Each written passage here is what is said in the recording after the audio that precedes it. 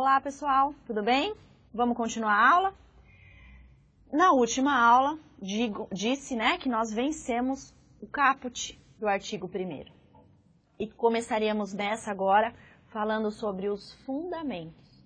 Pessoal, acorda quem está dormindo, presta atenção.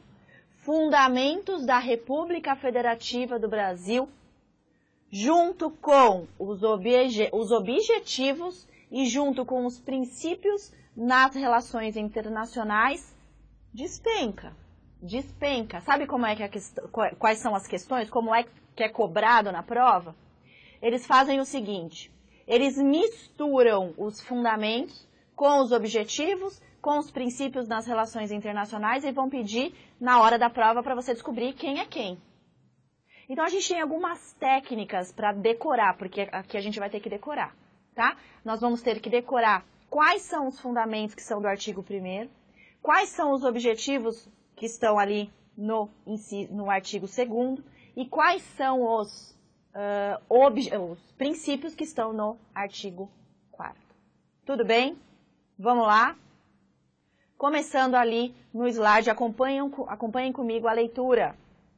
Vou ler de novo. A República Federativa do Brasil, formada pela União Indissolúvel dos Estados, Municípios e Distrito Federal, constitui-se em Estado Democrático de Direito e tem como fundamentos soberania, cidadania, dignidade da pessoa humana, valores sociais do trabalho e da livre iniciativa e pluralismo político. Temos que decorar esses 5 incisos. Temos que decorar. E uma estratégia é você criar, na verdade essa palavra nem existe, né? Então por isso que eu vou pedir para vocês repetirem, porque dá certo. Basta vocês, coloca ali na parede, coloca ali no banheiro, coloca escrito em algum lugar, na porta da geladeira. Coloca na porta da geladeira. Te garanto que se você bater o olho no que eu vou falar para vocês durante 2 semanas, 3 semanas, para não falar que eu sou mentirosa. 3 semanas vocês vão decorar e não vão ter mais problema e não vão errar, porque isso vai cair. Vocês vão lembrar de mim, isso vai cair. Preste atenção.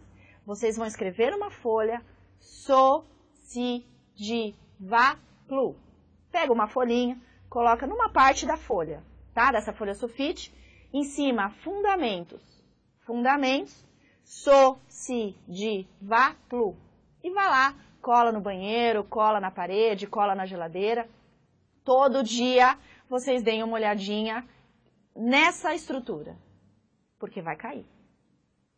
Depois eu vou ensinar que no meio da folha você vai colocar os objetivos e no final da folha você vai colocar os princípios. Então, no final dessa aula ou da próxima aula, nós teremos uma folha com o resumo dos fundamentos, objetivos e princípios. Tudo bem? Vamos fazer isso porque vocês vão acertar. Eu não tenho nenhuma dúvida, não há sombra de dúvida que vocês vão acertar.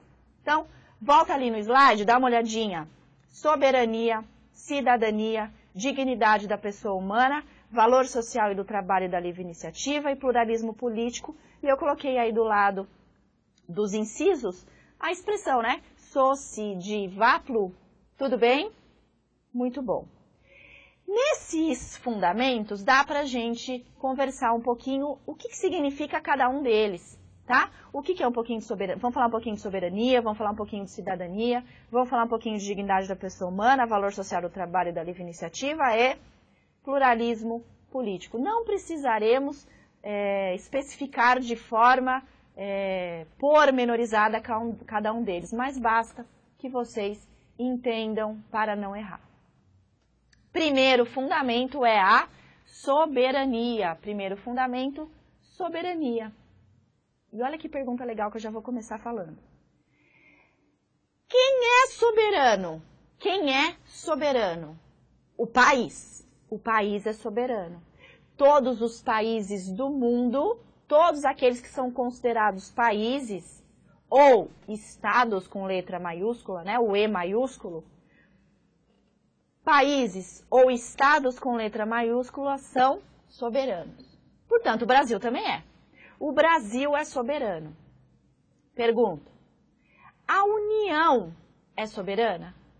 Será que a União, lembra lá da primeira aula que a gente falou que a União é um ente federativo, assim como um Estado, assim como o Distrito Federal e assim como um município? Será que a União, porque ela representa ali o Brasil, né? O seu território é o Brasil, será que a União detém soberania? Pergunta de prova, simples assim. Quem é soberano? A União? Não. A União não é soberana. Quem é soberana é o Brasil. E qual é o nome do Brasil? Como que o Brasil chama? República Federativa do Brasil. Então, na verdade, nós temos a República Federativa do Brasil como soberana. A União, vou repetir, a União não detém soberania. É que, na verdade, preste atenção, o presidente da República, ele representa o Brasil quando vai lá para fora. Pensemos agora, no nosso caso, a presidenta Dilma. Ela vai participar de alguma atividade internacional, né? Vai lá para a ONU, para a Organização das Nações Unidas, vai assinar um tratado, vai visitar um governante, o Nelson Mandela, que faleceu, né? Quando ela vai a esses compromissos internacionais, ela não vai como Dilma. Ela não vai como Dilma, ela não vai como chefe do executivo do Brasil. Ela vai como representante da República Federativa do Brasil.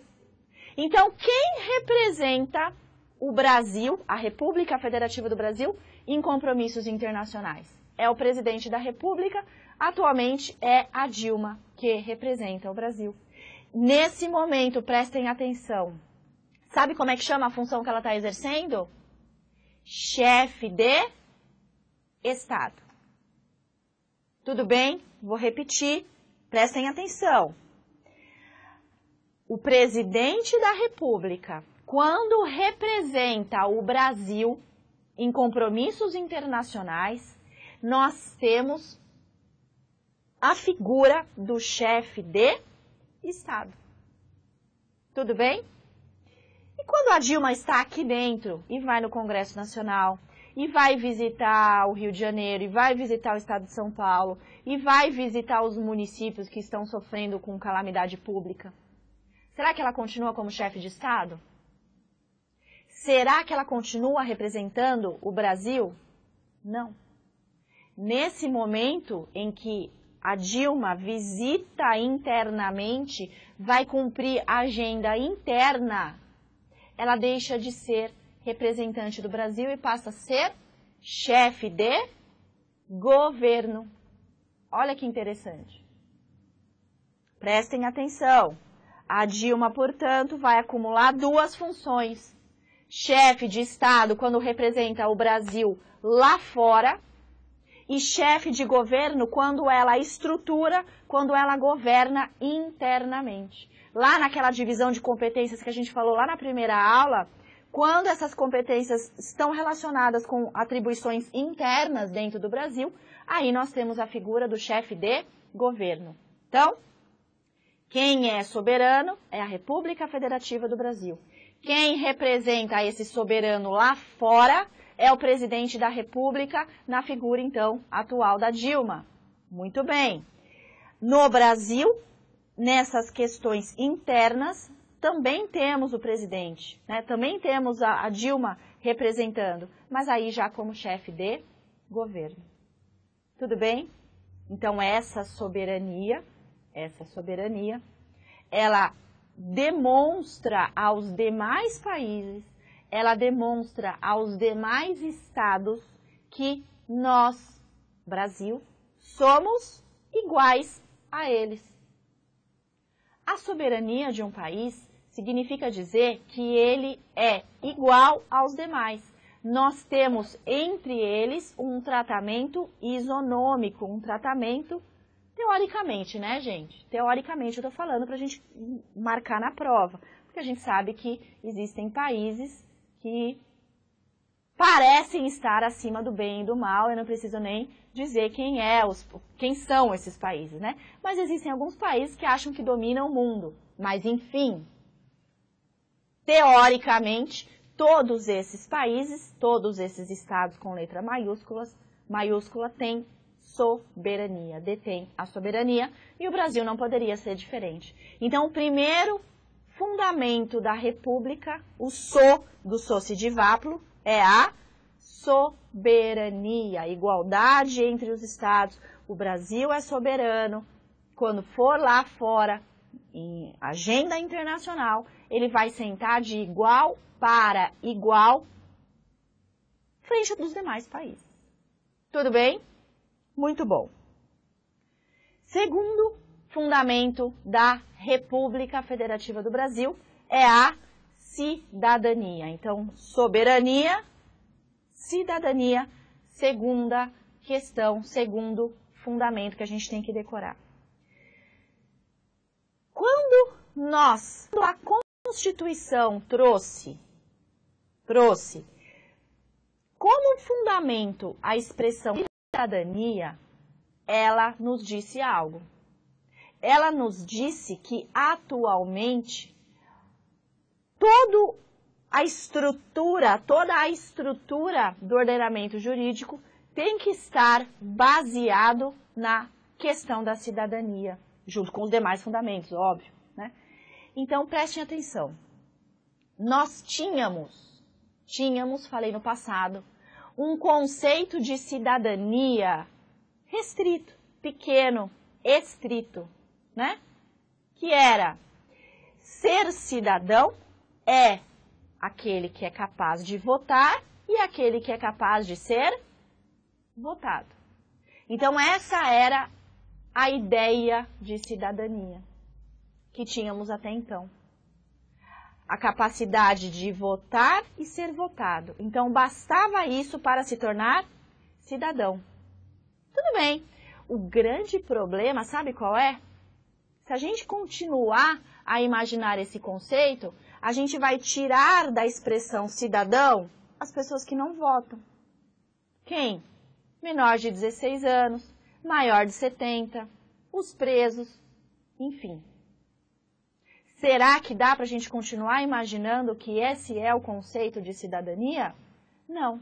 Principalmente depois da entrada, né, vamos dizer assim, de cidadania como fundamento. Então, hoje, ser cidadão, ter a cidadania, é o indivíduo que é capaz de direito e obrigação.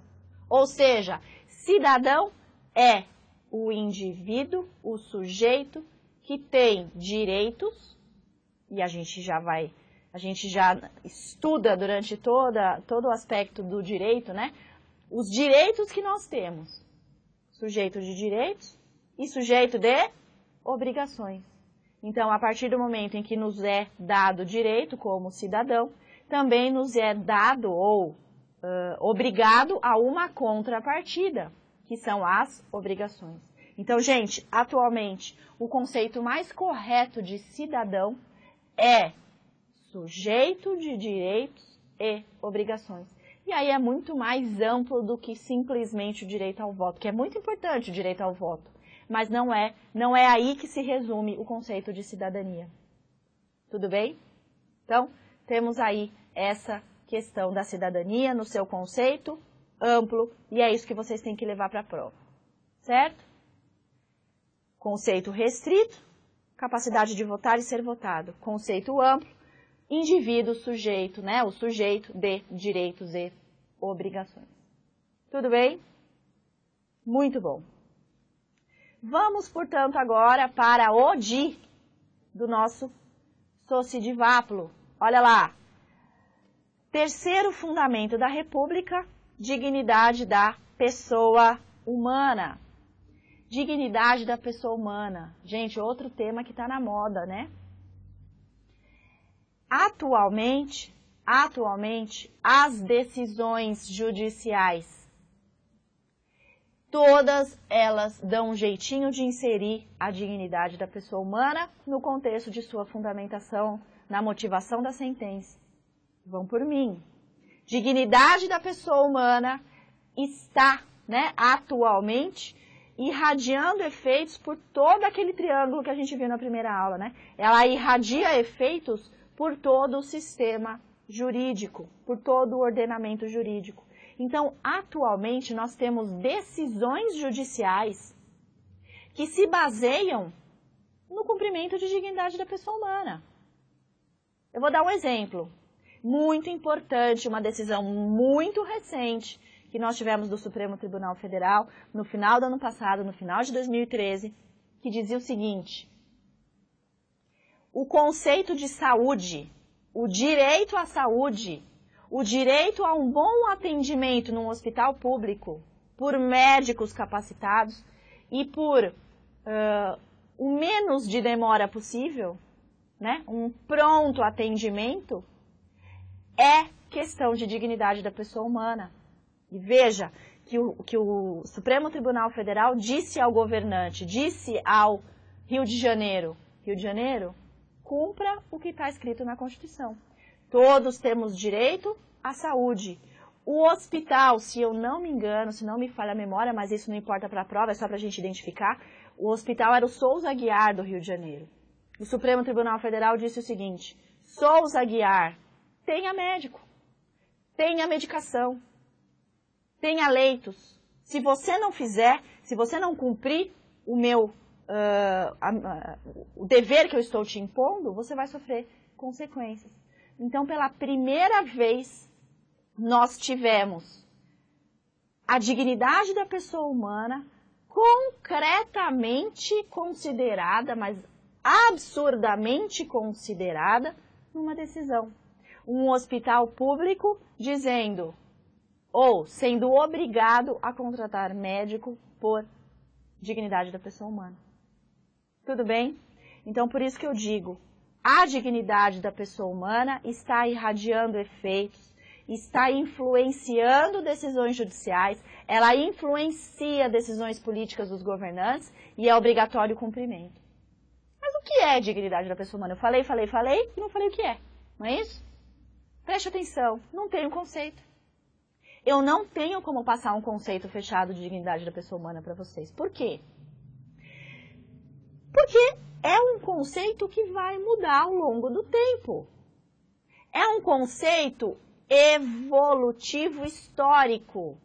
Então, o conceito de dignidade da pessoa humana é um conceito evolutivo histórico. Por quê? Porque depende do tempo que vivemos, depende da sociedade em que vivemos, depende de várias coisas. Se a gente lembrar, e eu sei que vocês já assistiram filmes da época medieval, sabe, ali da Idade Média, vamos lembrar desses filmes, em que nós tínhamos reis muito ricos, nós tínhamos a nobreza que comia, que bebia, que fazia festas. Poucas pessoas, não era? Quem fazia parte da nobreza? Poucas pessoas. E o povo passava fome. Todas as necessidades básicas não eram atendidas. E aí eu vou pegar uma necessidade básica para a gente entender do que eu estou falando. Lembra desse filme? E lembra do saneamento básico. Será que eles tinham a noção do que era saneamento básico? Não tinham, gente. Se vocês se lembrarem, não tinha esgoto. As necessidades eram feitas e jogadas na rua. Não tinha ideia de saneamento básico. Será que naquela época, se eu voltasse e se estivesse gravando uma aula, impensável, né? Mas vamos imaginar para auxiliar no raciocínio. Mas se estivesse gravando uma aula sobre dignidade da pessoa humana, vocês acham que eu estaria falando que saneamento básico é dignidade da pessoa humana? Não, claro que não. Tá? Mas hoje, em 2014, eu vou afirmar com todas as palavras, com todas as letras, saneamento básico é uma das coisas, algum dos direitos que formam a dignidade da pessoa humana. Deu para entender por que é um critério, um conceito que vai evoluindo ao longo dos tempos? Talvez, quando eu estiver gravando essa aula em 2020, sei lá, vocês estão assistindo por holograma, né? Vocês estão assistindo a minha aula por holograma, sei lá. Eu vou estar falando de outros direitos que seriam impensáveis em 2014. 2020 não, muito cedo, né? 2050.